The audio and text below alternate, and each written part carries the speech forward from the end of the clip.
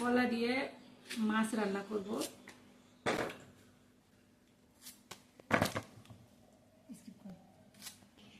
আমি এর কলাগুলো একে একে কেটে নিব। তো আমি সম্পূর্ণ রান্নাটা করব, আপনারা অবশ্যই সাথে থেকে দেখবেন কিভাবে রান্না করছি, ঠিক আছে। ভিজা বড় পাঙাশ মাছ ভেজে নিব। পাঙাশ মাছের লেজ মরিচের গুঁড়া, হলুদের গুঁড়া, লবণ দিয়ে ভালো করে মাখায় রাখছিলাম, এখন ভেজে নিব। কেটে রাখা কলাগুলো দিয়ে দিব। মশলা,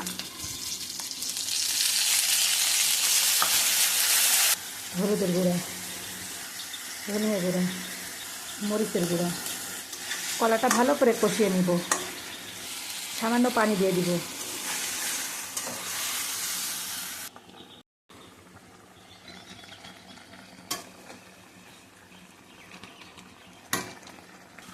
মাছটা ভালো করে কষিয়ে নিচ্ছি।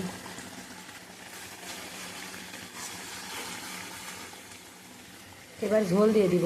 যেহেতু আমি ঝোল করবো না, তারপরে সিদ্ধ হওয়ার জন্য দিতে হবে।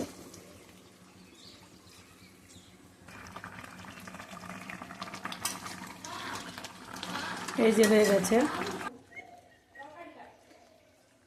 এই যে মশলা দিয়ে দিলাম। এই যে আমার কলা দিয়ে মাছ রান্না হয়ে গেছে। আচ্ছা, কেমন হয়েছে অবশ্যই বলে যাবেন। আরও নতুন নতুন রেসিপি দেখার জন্য পেজটি ফলো না দিয়ে থাকলে এক্ষুনি ফলো দেবেন। ইউটিউব থেকে দেখে থাকলে সাবস্ক্রাইব করবেন। ধন্যবাদ।